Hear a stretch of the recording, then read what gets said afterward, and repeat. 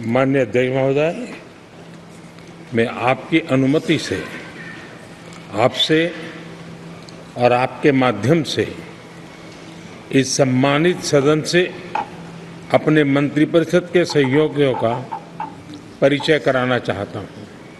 दोस्तों 18वीं लोकसभा का first session अभी स्टार्ट हो चुका है, जिसमें लोकसभा के स्पीकर का इलेक्शन होना, एमपीज को ओथ दिलाना, साथ में प्राइम मिनिस्टर का एक इम्पोर्टेंट रोल जिसमें वो अपनी काउंसिल ऑफ मिनिस्टर के जितने भी मेंबर्स हैं उनको इंट्रोड्यूस कराते हैं, जिससे क्या होता है कि लोगों को पता पड़े, एमपीज को भी पता पड़े जो अपोजिशन में बैठे हैं कि हाँ भाई फला फला मिनिस्ट्री के कौन मिनिस्टर है और किन से वो सवाल जवाब आने वाले समय में करने वाले हैं। तो कुल मिलाकर के ये अपने आप में एक बहुत इंपॉर्टेंट एक्सरसाइज है, जिसके चलते काउंसिल ऑफ मिनिस्टर्स की अनाउंसमेंट प्राइम मिनिस्टर के द्वारा हर लोकसभा इलेक्शन के बाद में किया जाता है। तो ऐसे में हम यहाँ पर इस पूरे मुद्दे को कॉन्स्टिट्यूशन के पर्सपेक्टिव से समझेंगे और साथ ही साथ जो भी हम पॉइंट्स क्लियर करेंगे उनको यहाँ से आप देख सकते हो कि इंडियन कॉन्स्टिट्यूशन में कौन कौन से इंपॉर्टेंट आर्टिकल्स है जिन पे हम यहाँ पे ज्यादा जोर डालने वाले हैं, नजर डालने वाले हैं, वो क्लियर हो जाएगा। प्राइम मिनिस्टर का प्रेसिडेंट के लिए या प्रेसिडेंट के साथ में क्या रिलेशन है, कैसे वो लिंक का काम करता है और लोकसभा में क्या रोल है। यहाँ पर हम मेन जो कंटेक्स्ट ले रहे हैं वो काउंसिल ऑफ मिनिस्टर का रहने वाला है। इसके अलावा पार्लियामेंट के मेंबर के तौर पे या फिर लीडर ऑफ लोकसभा के तौर पर प्राइम मिनिस्टर का क्या रोल होता है, और साथ में लास्ट में एक एमसीक्यू भी आपसे पूछा जाएगा जिसका आंसर आपको कमेंट बॉक्स में दे देना है। ठीक है, अब देखो हम आगे बढ़े उससे पहले आप लोगों के लिए एक बहुत इंपॉर्टेंट अनाउंसमेंट, जैसे कि आपको पता है प्रतिज्ञा दिवस के टाइम पे बहुत सारे इंपॉर्टेंट कोर्सेज के ऊपर ऑफर दिए गए थे, वो ऑफर्स कंटिन्यू है। आप देख सकते हैं यहाँ पर संकल्प 2.0 हिंदी और इंग्लिश दोनों में ऑफर चल रहा है, प्रहार 2.0 हिंदी और इंग्लिश दोनों में चल रहा है, टाइटन 4.0 पे भी आपके लिए अच्छा खासा ऑफर है, और प्रहार 3.0 हिंदी इंग्लिश दोनों में आपको फैसिलिटी ये दी जा रही है। प्रारंभ 2027 के लिए अगर आप जाते हो एक्सक्लूसिवली, तब आपको इतना अच्छा खासा एक डिस्काउंटेड रेट पे एक्सेस मिल रहा है। और अगर बीए प्रोग्राम के साथ में आप एनरोल करना चाहते हैं, जस्ट आपने 12th कंप्लीट किया उसके बाद में, तब आप देख सकते हो यहाँ पर भी आपको अच्छी खासी छूट का प्रोविजन मिल रहा है। तो ये मौके बिल्कुल भी आप ना चूके, आपके लिए जो भी रिलेटेबल हो उसके ऊपर आप रिलाई कर सकते हैं। तो चलिए हम चलते हैं मेन कंटेक्स्ट की तरफ। सबसे पहली चीज, ये जो अनाउंसमेंट की गई है, क्या ये एक तरीके से कहीं पे कॉन्स्टिट्यूशन में कुछ है? देखो ये कस्टमरी प्रैक्टिस है, जिसका मतलब क्या होता है कि भाई आप ओथ ले चुके हो, शपथ समारोह हो चुका है जहां पर प्रेसिडेंट ऑफ इंडिया ने सबसे पहले प्राइम मिनिस्टर को शपथ दिलाई और फिर प्राइम मिनिस्टर ने एक लिस्ट बना करके और प्रेसिडेंट को दी, और वो प्रेसिडेंट ने फिर बाद में एक एक मिनिस्टर को बुला करके शपथ दिला दी।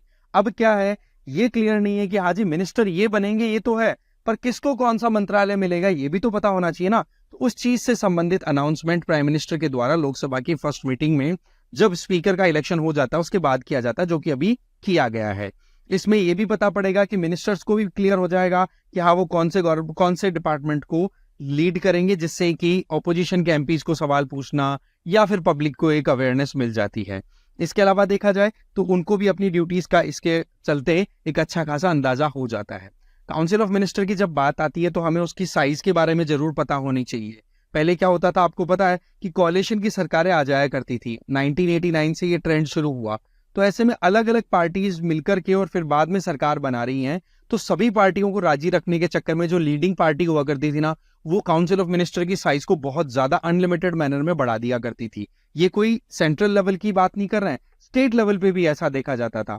तो ऐसे में क्या किया गया, 91st कॉन्स्टिट्यूशनल अमेंडमेंट एक्ट आया 2003 में, जिसमें आर्टिकल 75A में आर्टिकल 75 क्लॉज 1A को ऐड किया गया, जिसमें सीधा प्रोविजन ये कर दिया कि सेंट्रल लेवल पे जो लोकसभा है उसकी टोटल स्ट्रेंथ का 15% से ज्यादा काउंसिल ऑफ मिनिस्टर की साइज नहीं होगी। और वही चीज स्टेट लेवल पे भी अप्लाई कर दी, क्योंकि स्टेटों में भी आपको पता है कि कोalition की गवर्नमेंट रन होती है। तो यहाँ पर ये लिमिट लगाना जरूरी हो गया था, जिसके लिए ये 91st अमेंडमेंट हमारे लिए इंपॉर्टेंट हो जाता है। अब देखो रिलेटेड आर्टिकल्स के बारे में हम थोड़ा सा पॉइंट पिक कर लेते हैं। देखो आर्टिकल 74 क्या है, ये प्रेसिडेंट ऑफ इंडिया को एड एंड एडवाइस प्रोवाइड करने के लिए एक काउंसिल ऑफ मिनिस्टर होगी जिसको लीड करेंगे प्राइम मिनिस्टर। अब आप देखते हो कि प्राइम मिनिस्टर और प्रेसिडेंट ये दोनों अपने आप में बहुत इंपॉर्टेंट एंटिटी हैं। तो प्राइम मिनिस्टर तो हो गया आपका हेड ऑफ द गवर्नमेंट, वहीं पर प्रेसिडेंट को हम बोल देते हैं हेड ऑफ द स्टेट। वैसे देखा जाए तो इफेक्टिवली अगर देखें ना कि सरकार चलाने के अंदर तो हमेशा प्राइम मिनिस्टर का रोल आपको ज्यादा इफेक्टिव दिखाई देगा। प्रेसिडेंट के लिए क्या कहा जाता है? De jure executive. इसका मतलब काम करने में नाम तो किसका चलेगा? प्रेसिडेंट का, बट एक्चुअल में पावर कौन एक्सरसाइज करेगा? Prime minister. तो प्राइम मिनिस्टर के लिए क्या बोल दिया? Real executive, de facto executive. ठीक है। आर्टिकल 75 ये कहता है कि प्राइम मिनिस्टर की अपॉइंटमेंट प्रेसिडेंट के द्वारा की जाएगी। वो किस बेसिस पे? कि लोकसभा में किस पॉलिटिकल पार्टी को मेजोरिटी मिल रही है या फिर किस ग्रुप को एक मेजोरिटी मिल रही है और उस ग्रुप के जो लीडर होंगे उनको प्राइम मिनिस्टर बनाया जाएगा। जैसे अभी की बात करें तो एनडीए को मेजोरिटी मिल रही है, तो प्राइम मिनिस्टर उनके लीडर नरेंद्र मोदी जी बन चुके हैं। अब ये भी अपने आप में एक इंपॉर्टेंट कन्वेंशन है। अब यहां पर आप देखो कि लोकसभा में कभी क्लियर कट मेजोरिटी जब किसी को नहीं आती है तो वहां पर प्रेसिडेंट के पास में डिस्क्रिशन का भी स्कोप रहता है, जो कि पहले एक दो बार किया जा चुका है। ठीक है। नीलम संजीवा रेड्डी जी जब प्रेसिडेंट थे तो उन्होंने चौधरी चरण सिंह जी को प्राइम मिनिस्टर के तौर पे शपथ दिला दी थी कि हाँ जी आप आ जाओ, फिर उसके बाद में आप अपनी तरफ से मेजोरिटी साबित करते रहना। तो प्रेसिडेंट की डिस्क्रिशन भी हो सकती है, बट वो सिचुएशनल है।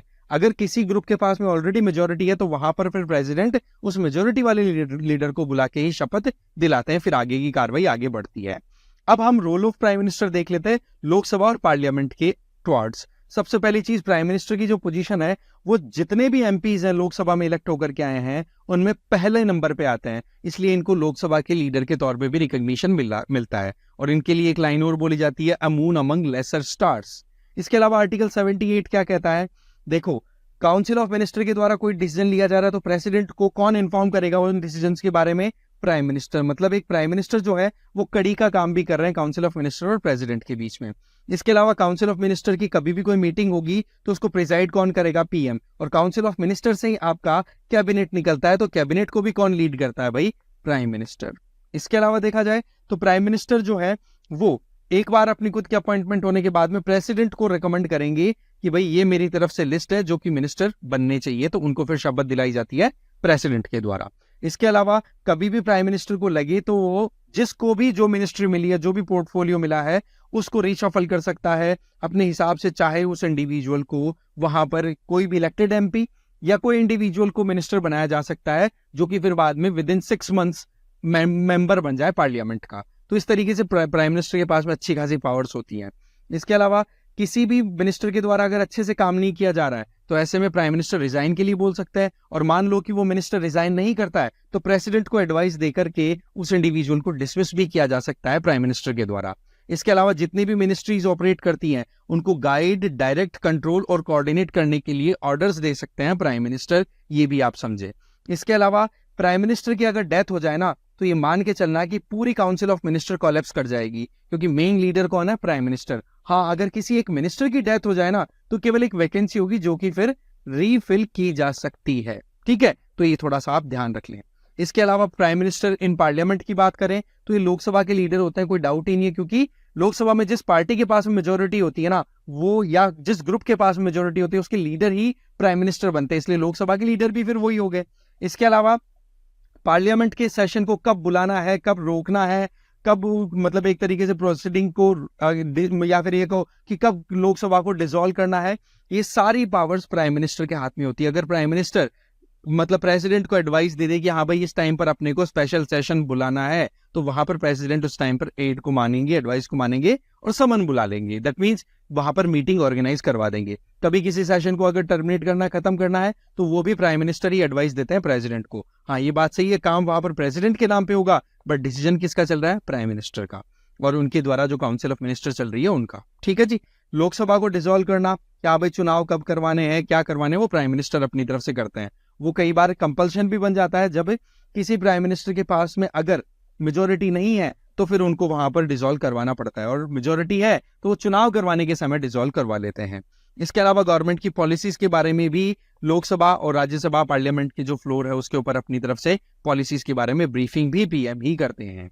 इसके अलावा अभी जो काउंसिल ऑफ मिनिस्टर अभी फाइनल हुई है, इसकी लिस्ट तो देखो लंबी है, बट मेजर मिनिस्ट्रीज की बात करें, डिफेंस मिनिस्ट्री राजनाथ सिंह जी को मिली है, होम और कॉर्पोरेट मिनिस्ट्री की बात करें अमित शाह जी को, road highway ministry Nitin Gadkari ji को, health and family welfare and chemical ministry जो है वो जेपी नड्डा जी को, agriculture farmers welfare and rural development वो शिवराज सिंह जी को, शिवराज सिंह चौहान जी, ठीक है, और फाइनेंस मिनिस्ट्री और कॉर्पोरेट मिनिस्ट्री निर्मला सीतारमण जी को, foreign affair ministry S Jaishankar ji को, और बाकी लंबी लिस्ट है जो कि मोर और लेस आपके सामने आई जाएगी। बट जो मेन काम था वो हमने देखा कि किस तरीके से कॉन्स्टिट्यूशन में प्रोविजंस है, क्या प्रोसेस फॉलो किए जाते हैं।